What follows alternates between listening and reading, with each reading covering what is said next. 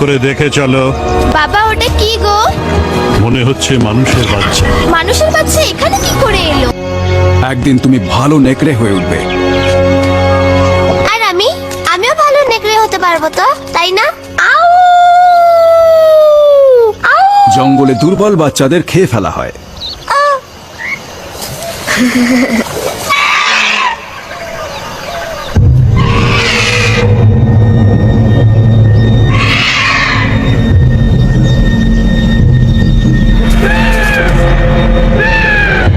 Mowgli, আমার পেছনে এসো। এক পাও নড়বে না এখান থেকে। শান্তিশিলা এলেই সবার গায়ের আলাদা আলাদা গন্ধে মনটা ভরে যায়।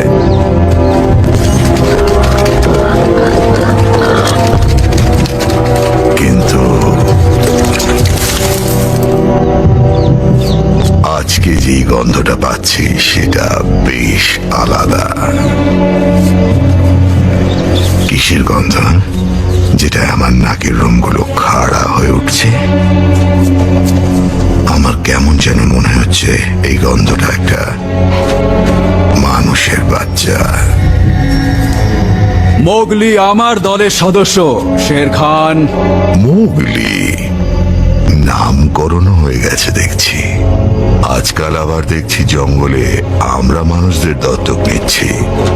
ও নিতান্তই শিশু। আমার এই পোড়ামুখটা তোমায় কি মনে করিয়ে দেয় না যে মানুষ কি করতে পারে?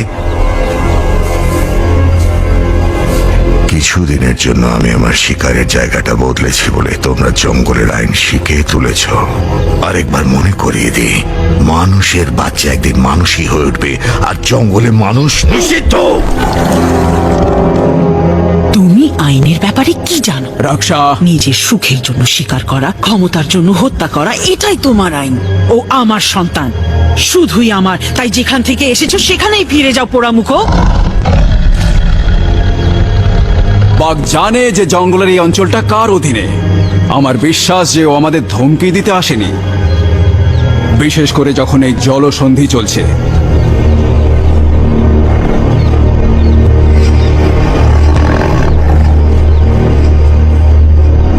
না, যে আইন আমাদের রক্ষা করার জন্য বানানো হয়েছে তাকে আমি শ্রদ্ধা করি, কিন্তু একটা কথা মনে রেখো, পরিবর্তন প্রকৃতির ধর্ম।